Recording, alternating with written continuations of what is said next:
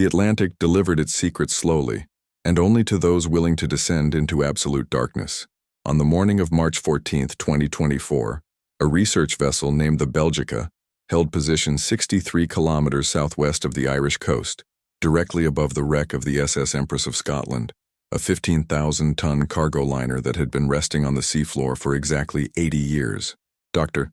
Marcus Hartley, a marine salvage engineer with 32 years of deep-water experience, had spent the previous 4 months planning this expedition, not for glory, but because the ship's manifest from May 1944 had never been reconciled. 300 tons of cargo had simply vanished from the logs. The insurance documents were unsigned. The loss had been quietly forgotten. Hartley floated in the staging chamber at 340 meters below the surface, breathing a precise mixture of helium and oxygen, waiting for his descent timer to register the decompression protocol. The water around him was the color of liquefied coal. His headlamp cut a cone of sickly yellow through the void. He had crossed this threshold before, in the North Sea, off Newfoundland, in the deep Philippine trenches, but descent never became routine. Routine was what killed divers. He checked his cutting torch, his sample containers, his communication line. Everything redundant, everything tested twice. At 11:47 a.m. he began his final descent. The Empress of Scotland emerged from the murk at 17 minutes into his dive. She lay on her starboard side, a massive steel hull furred with sediment and colonized by bioluminescent organisms that had no names in textbooks written for daylight. Her bow was driven into the mud at an angle that suggested she had sunk fast. Hartley moved along her exposed port flank, noting the ice-cold touch of the water through his suit. The Atlantic at this depth hovered just above freezing. His instruments told him what his eyes could not. Zero visibility beyond 3 meters, pressure at 68 atmospheres, oxygen partial pressure within operational limits. He was breathing compressed chemicals. He was breathing survival. He had come to investigate a section of the cargo hold that sonar had previously indicated as partially sealed. The manifest mentioned special instruments, a term so vague it had long ago been dismissed by archivists as wartime obfuscation. Hartley maneuvered through a jagged perforation in the hull, a corrosion passage created by 8 decades of salt and bacterial dissolution. Rust flakes drifted like radioactive snow. Inside the hold, his light caught the remains of wooden crates. Most of them collapsed into their component atoms, their contents scattered into an archaeological soup of paper, metal, and decay. But there was something else, something that did not belong in the predictable taxonomy of sunken ships. Mounted against the far bulkhead, secured to the steel with thick bands that had not corroded despite their age, was a sealed bronze cylinder approximately 1.3 meters in length and 38 centimeters in diameter. It was too large to be an instrument, too geometrically precise to be industrial detritus. Hartley swam closer, his exhalation bubbles rising in precise spheres toward the hull ceiling. The cylinder's surface bore no rust, only a thin film of sediment and what appeared to be a deliberate coating of protective lacquer nearly intact. Around its midpoint, a series of notches had been cut into the metal at regular intervals. They looked almost like graduations, measurements, a scale. Hartley reached out to brush away the sediment. His gloved hand was 50 centimeters from the cylinder when it happened.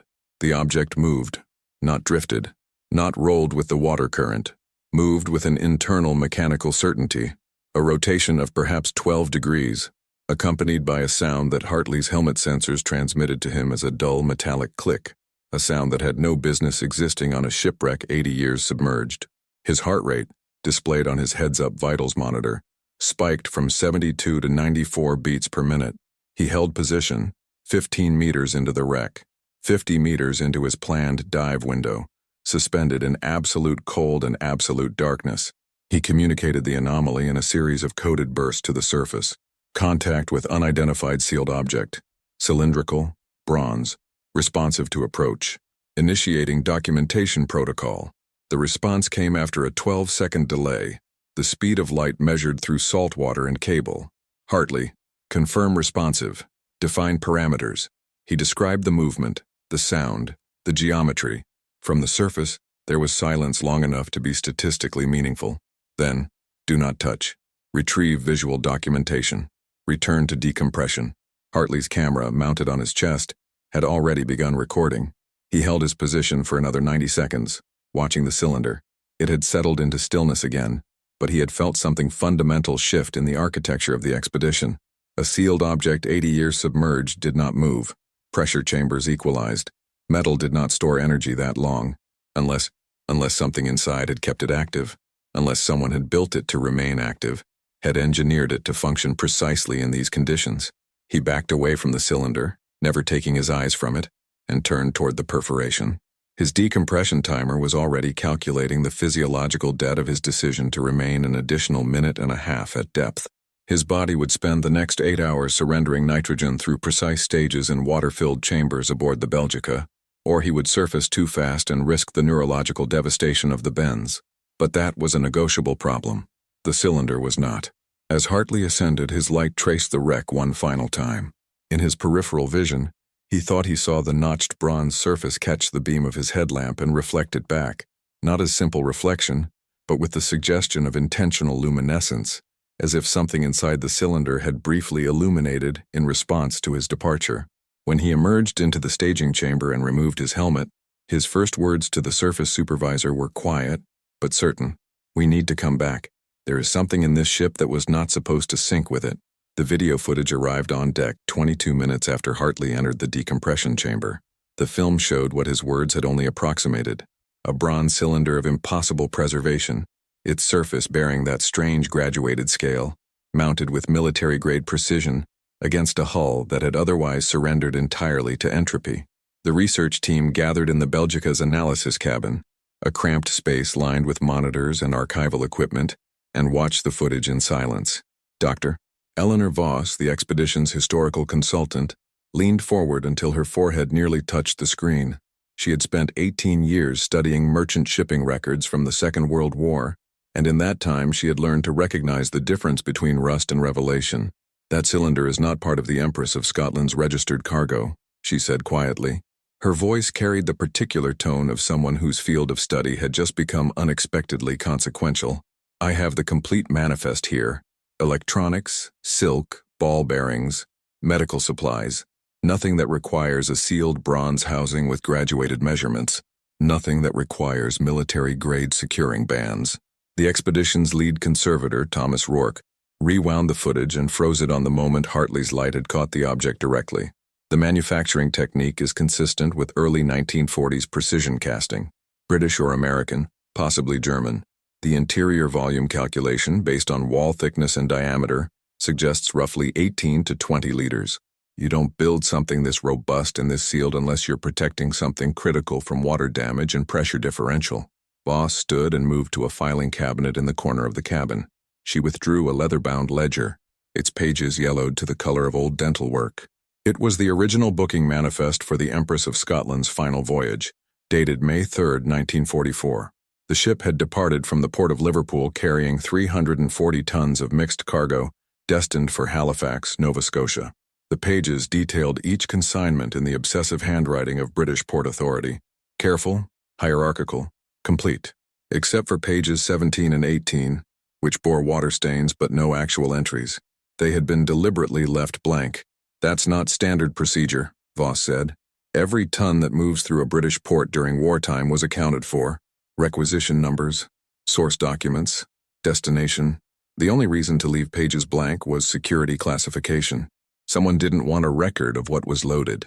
She pulled up a secondary file on her laptop, a digital archive maintained by the British National Archives. The Empress of Scotland had been flagged in official documentation as a priority vessel, a designation that in 1944 carried specific implications. It meant the ship carried materials or personnel deemed strategically sensitive. The notation appeared 3 times in the surviving correspondence. Beyond that, the files grew sparse. A typical wartime transport ship accumulated dozens of reports, bills of lading, crew manifests, security clearances. The Empress had 14 pages of documentation for an entire voyage. Everything else had been removed or destroyed. Someone went to considerable effort to erase the record of what was on that ship, Rourke observed. He was studying the cylinder's proportions again, cross-referencing them against a database of military equipment from the period. And someone else went to considerable effort to preserve it. This isn't casual. This is engineered redundancy. You build something like that when you expect it might never be recovered, but if it is, you want it to survive intact. Over the next 4 days, while Hartley remained in mandatory surface decompression, his body still off-gassing nitrogen in a stainless steel chamber, the research team expanded its investigation into archival territory. Voss contacted maritime historians at Oxford, at Memorial University, at the Institute of Naval History in Greenwich. She cross-referenced the Empress against other vessels from the same fleet, looking for parallel anomalies. What she found suggested a pattern. Between 1943 and 1945, 7 merchant vessels operated by the same shipping line, Cunard, had been assigned priority status. Of those 7, 4 had survived the war intact. 3 had been lost to enemy action or accident. Only one of those 3 had been subjected to any form of official salvage investigation, and that investigation had been discontinued after 8 days. The ship that had been salvaged and then abandoned was not the Empress of Scotland. It was a vessel called the SS Langford, which had been torpedoed in the North Atlantic in 1943. The official report listed the discontinuation as routine, the wreck too deep, the sea state too severe, the operational value too minimal to justify ongoing risk. But the timing was suspicious. The investigation had stopped immediately after a salvage team had located the forward cargo hold. No photographs from that investigation survived. No technical reports. Only a 4-line notation in a ledger dated March 9, 1943, signed by someone whose name had been partially redacted. Operation concluded. Sensitive material confirmed destroyed. Recommend no further intervention.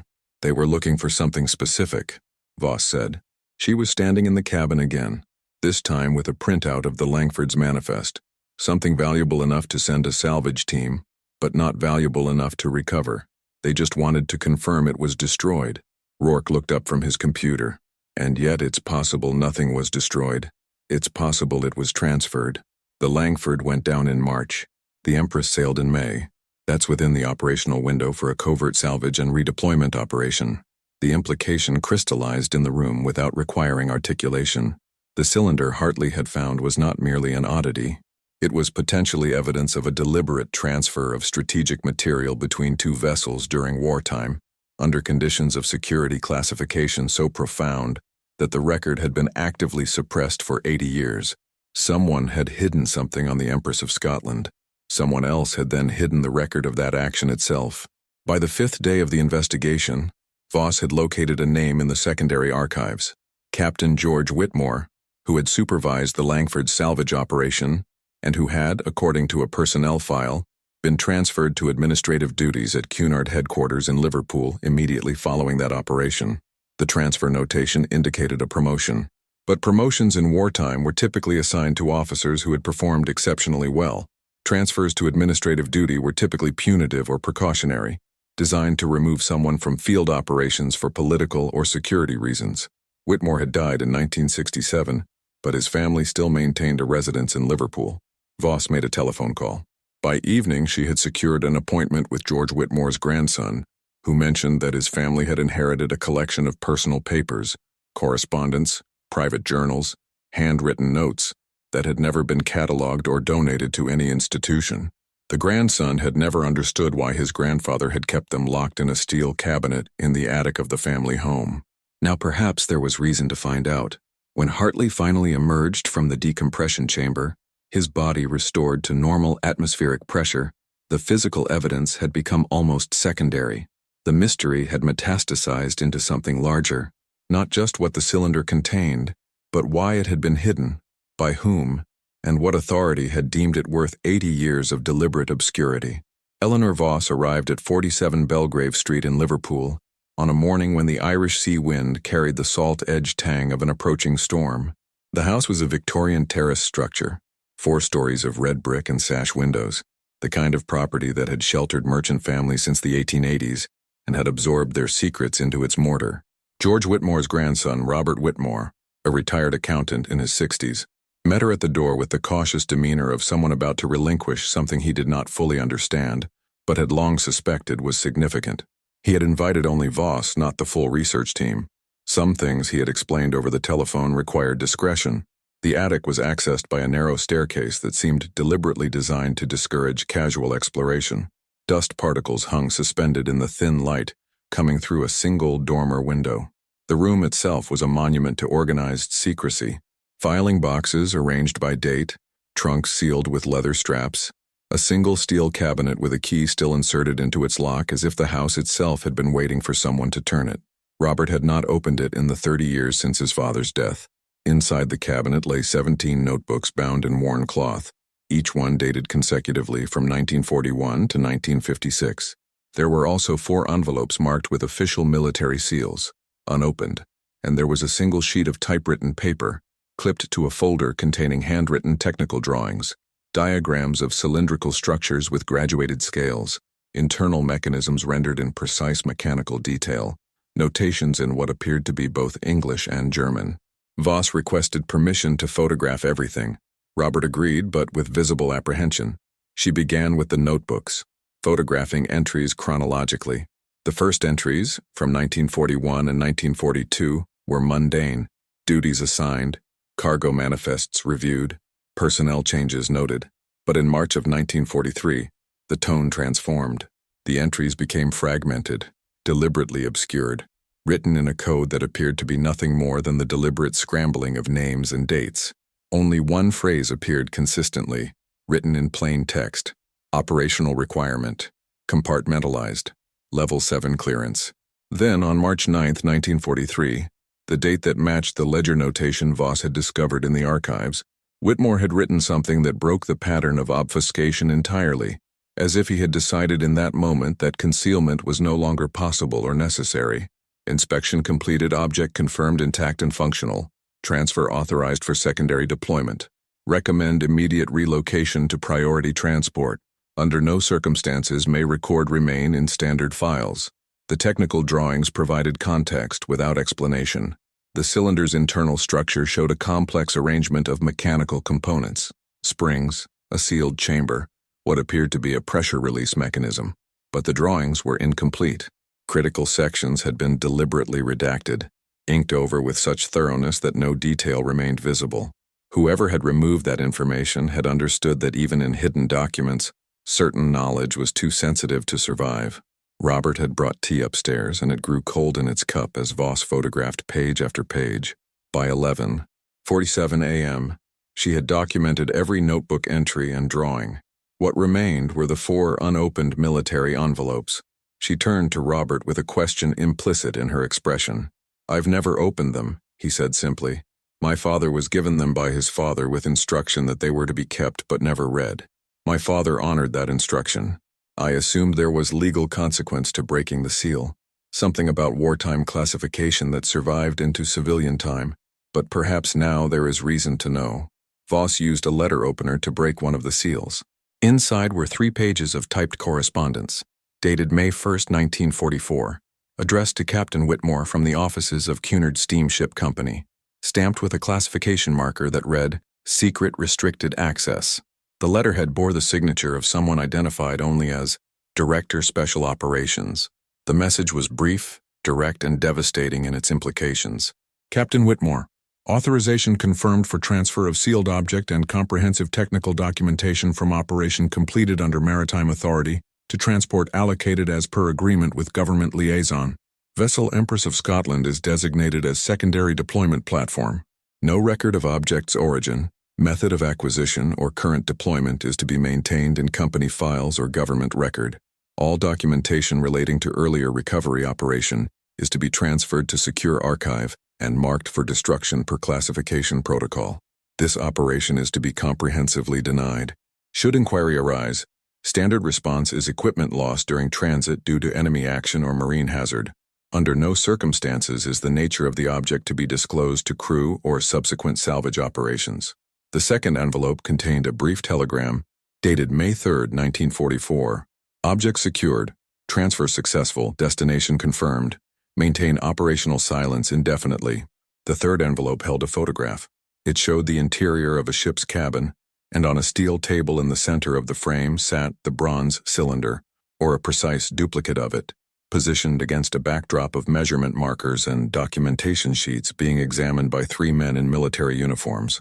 Their faces had been scratched out with a razor blade deliberately and thoroughly, but their insignia remained partially visible. 2 wore British Royal Navy insignia. 1 wore Kriegsmarine markings, German naval service. Voss sat back, The room suddenly felt much smaller. The implications demanded articulation, and she spoke it aloud. This wasn't a transfer of British material. This was something acquired from Germany, something valuable enough that the British government was willing to use captured German personnel to authenticate it, something so strategically sensitive that it required deliberate collaboration between British Naval Authority and Cunard, and deliberate destruction of all documentary evidence, something that they believed needed to be hidden on a cargo ship and sent across the Atlantic. Robert was staring at the photograph. "My grandfather," he said quietly, "was part of a conspiracy to hide stolen property across an ocean. Or worse, property that wasn't stolen but acquired through understanding with an enemy during wartime." Voss carefully repacked the documents. "Your grandfather was following orders from people whose authority superseded the company and arguably superseded standard military command structure, which means this operation was compartmentalized at the highest levels of government. Which means—" She stopped. The implication was almost too large to articulate.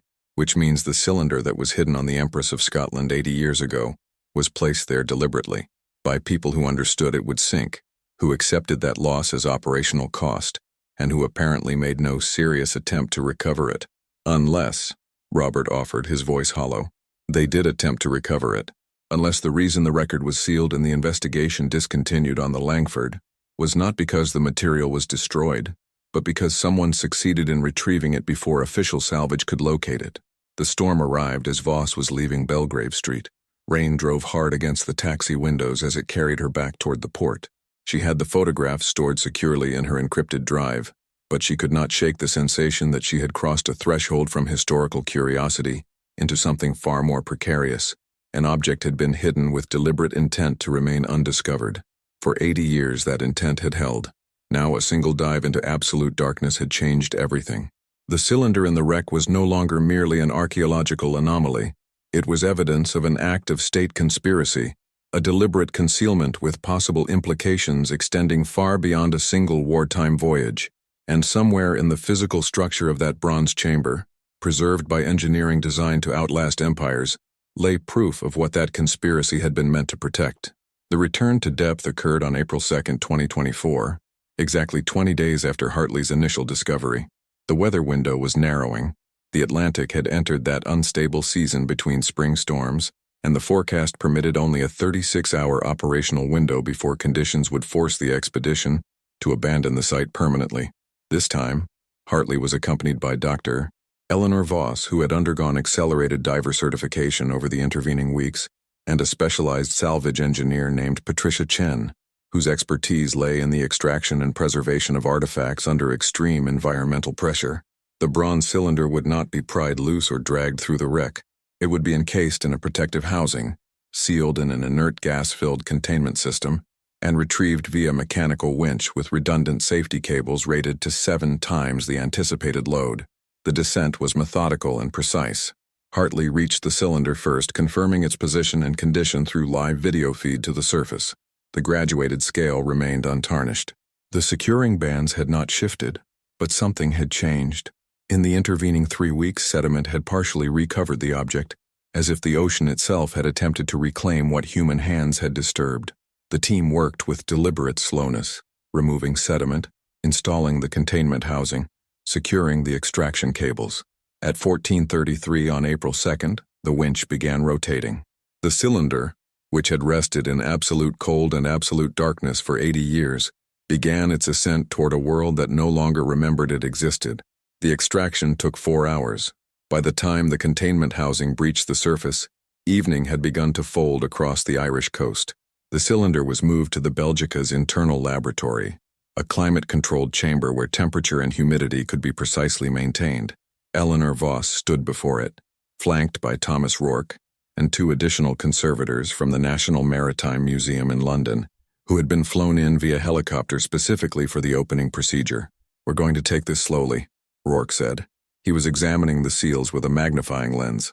"The lacquer has preserved the exterior, but we don't know what state the interior is in. Pressure differential alone could have caused structural damage. There could be moisture infiltration despite the seals. We open this incorrectly and we destroy irreplaceable evidence." The bronze bands were cut away with precision tools. The sealed end cap was marked with what appeared to be a manufactured date, stamped in small numerals that read 1943. Rourke applied a specialized sealant around the joint, then inserted a pressure equalization needle to allow internal atmosphere to adjust gradually before opening. The process took 90 minutes. When the end cap was finally removed, it came away with a soft exhalation of pressurized air, the sound of decades suddenly being released into a single moment.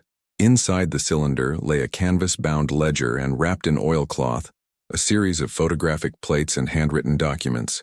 The ledger was marked on its cover with a single German word in Gothic script: Versuchsprotokolle, experimental protocols. The dates ran from January 1942 to April 1943. Inside were meticulous records of what appeared to be medical procedures, written in German by someone with precise handwriting and absolute administrative clarity. There were names, dates, procedural notes, tissue samples recorded, results documented. Some entries bore what appeared to be Nazi medical insignia.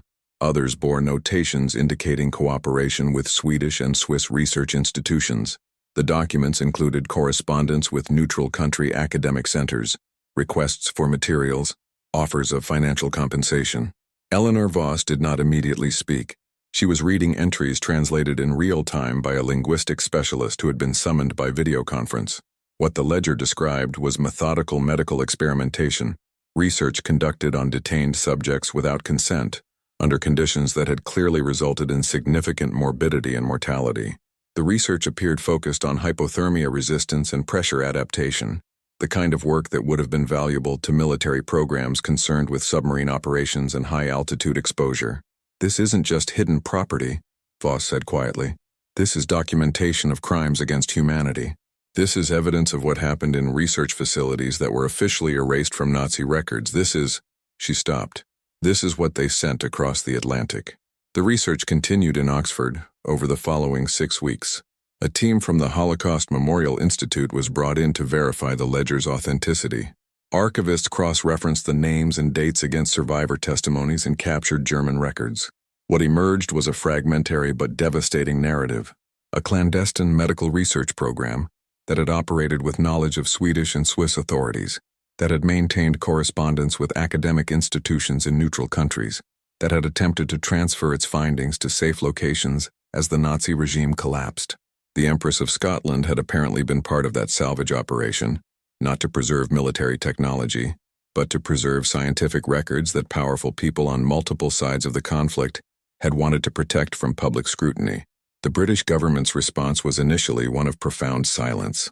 Then, over the course of 3 days, a series of official statements emerged through carefully constructed channels. The documents were being transferred to the Holocaust Memorial Institute. An investigation would be conducted into how wartime salvage operations had been authorized without parliamentary knowledge. Descendants of the documented subjects would be contacted through surviving community organizations. A memorial would be established. But what struck Eleanor Voss most deeply was what did not happen. No official acknowledgement emerged regarding how the operation had been concealed for 80 years.